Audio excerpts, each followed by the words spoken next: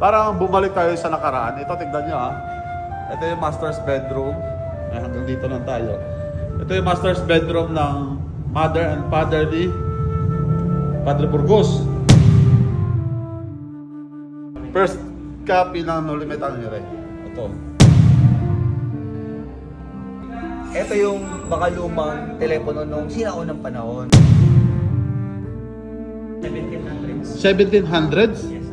Na naka-preserve to? Oh guys, dito tayo sa National Museum dito sa Bigan. Dito sa Maay, bahay ni Padre Burgos. Ayan o. Ayan. Dito tayo, tara. Pasok tayo sa loob. Ay, madam. Ito po yung ancestral house po ng Padre Jose Burgos. So, meaning, nauna pa itong bahay na ito kaysa kay Padre Jose Burgos po. Kasi ang nagpatayo po ito is yung grandparents po. Lolo pa niya. Yes po, sir. And then naman po ng father po niya kasi yung father po niya, yung mother po niya is taga-Bigan. Question po. Sino po ba si Padre? Isa sa mga Gomborsa po sa Gomez, Burgos, and Zamora. Siya yung isa sa mga binitay, tama? Yes po. Sila pa rin po may-ari niya. Nag-aaral ka talaga pare. Oo, siya pala yun. Napanood ko yun. Di ba nagkaroon po ng movie yun? Yes po, sir. Kung napanood niyo po yung movie ng Gomborsa, halos sa kanya po umikot po yung kwento ng Ito, siya to. Padre Gomborsa. Ito guys, yung karwahe ni Singson family. Ginunit na dito para display dito. Karwahe. Sabi nila, nung panahon daw dati, pag nakaganon ka, napakayaman mo na. Parang Mercedes yung type pag meron ka ganon. Dati po kasi from plant process po namin yung bulak para maging sinulid or thread. So ito po yung mga ginagamit po nila para makagawa po sila ng mga sinulid. 1700s? 1700s? Yes, sir. Na naka-preserve to? Talaga? Ayan o. Ratang tapos yung kahoy. Ganito yung mga upuan namin dati. Yung sa mga matatanda, kina lola, ganito yun.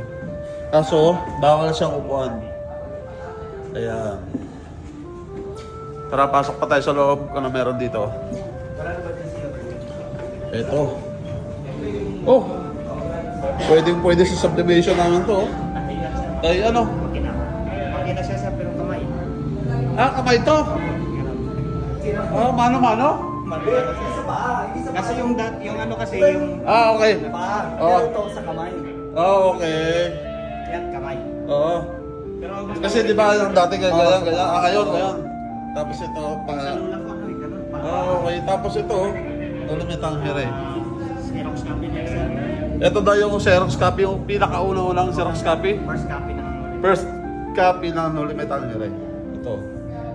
Tapos ito. Lansa. Saan plancha? Lansa, diferensya. Plancha to.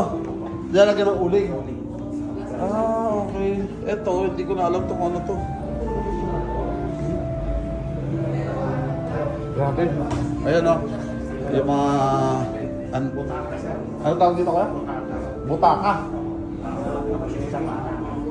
Panaka? Butaka, okay. Tapos meron dito malaking higaan. Ah, okay. Plaka. Ngayon ako nakakita yan. Pasensya ka na kuya. Plaka pala to. Okay. Tapos ito yung harp. Ito yung? Harp. Hindi ko na maintindihan kung ano sinasabi na kuya eh. Okay. Basta ano to lahat, mga instrumento. Alam mo yung harp? Ah. Yung ganyan, no? Hard yan. Parang bumalik tayo sa nakaraan. Ito, tignan nyo ha. Ito yung master's bedroom. Ay, hanggang dito lang tayo. Ito yung master's bedroom ng mother and father ni Padre Burgos. Tama ba kuya? Ito, yan. Pwede tayo pumasok. Pinapasok tayo ni kuya. Hindi siya pwedeng upuan. Ayan. Maliit lang pala, no? Ito yung kwarto nila. Napakasimple lang yung kwarto nila, oh. Eh, may mga ano pa. Ayan, yan sila. Tatlong pare.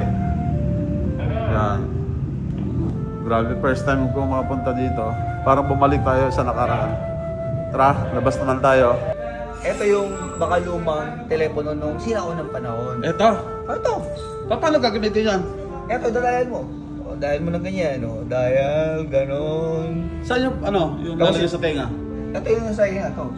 Pwede Ito hawakan ilalagay sa tenga. Ilalagay mo sa tenga mo. Tapos, saan ka magsasalita? Ito yung mic. Ay, talaga? Para inyo! Gusto ka na dyan! Hindi nga gusto to? Ito na! Ito yung ano yun, bell, yung ano yun, pag mag-ring. Ayan. Paano? Disaksak na rin yan? Wireless yan. Hindi nga guys, pero biro, ito yung sinaunang telepono. Ayan. Oh, yan oh. Dito ka daw magdadial, dito ka magsasalita at dito yung para sa tenga. Ayan, grabe no, nakaka-miss oh. Ano to? Balon, sir. Ah, balon pala to. Oh, dahil barya oh. Oh. Opo, bubol lang sa'yo. Ah, kumbaga pwede ka mag ano to, mag-wish, gano'n. Opo, ginawa na po wishing well. Wishing well.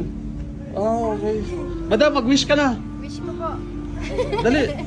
Sana ay nasa mabuting kalagayan yung pamilya ko. Always, Yan. mahabang buhay pa. Mag-wish tayo guys.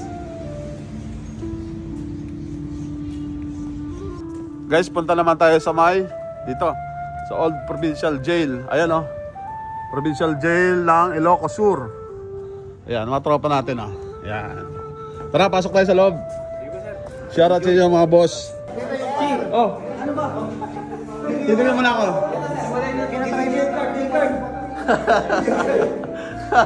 Ito yung dating kulungan. Selda number 3. Selda 3. Grabe oh. Ito pala yung kulungan dati. Pero yung saksakan tol, bago lang to no? Bago lang kayo lang to. Walang saksakan dati. Ayan oh.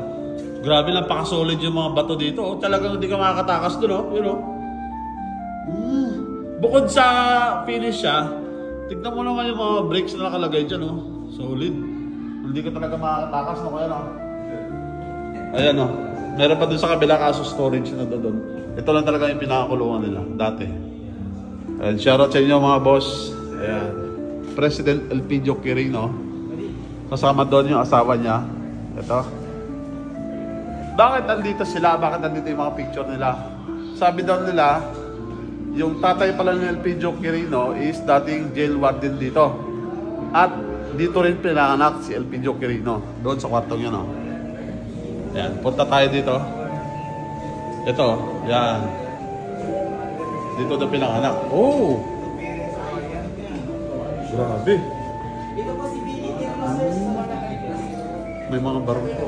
Kung mapapansin nyo guys, sobrang dami mga sapatos. Ito may mga sandals din sa baba. Sabi nila, ito daw lahat ng gamit na to kay President Elpidio Quirino. Ayan oh, sobrang dami oh. Galon din dito sa mga sombrero. Na-preserve siya, no? Yes, po, sir. Galing. Tapos dito yung kwarto niya. Pinanganak po, sir. Dito siya pinanganak. Ito, sa kanya Itong dito. room na ito, dito po siya pinanganak. Yung barong na to, sa kanya din. Yan po yung actual height po ni President Quirino. Ah, ganun lang. Ito naman yung opisina ng tatay ni President Elpidio Quirino. Grabe. May mga libro. Ayan. May mga kung ano, mga naka-display dyan, pictures. At ito guys, oh, yung lagayan ng tsa. Grabe. Ang mahal siguro nito. Ayan oh, ito yung loob niya. Tapos may mga bandila. Ito naman guys, yung parang assemble area ng mga preso. Dito nagka-count yung mga preso. At akala ko talaga dati, yung mga panahon lang ni President Elpidio Quirino ginagamit to. Hindi pala guys. Ginamit pala to dati, tapos noong 2014 lumipat sila sa bagong provincial jail, nagpatayo. Ibig sabihin, hindi lang pala pang display to, ginagamit pala talaga. Dito daw nakakulong, yan. Hanggang doon sa kabila. Napakaganda din ang ambience dito ah. Kumbaga pag presyo ka, hindi ka rin maboboard dito. Guys, paalis lang kami. Kita nyo naman yung service namin, no? Artista Band by Boss Alex Go. Napakabisa talaga si Boss Alex. Pag bumisita tayo dito sa Bigan, ito yung sasakyan natin, no? Oo, siyempre. Artista Band. Yung mga VIP. Yan. Sarap.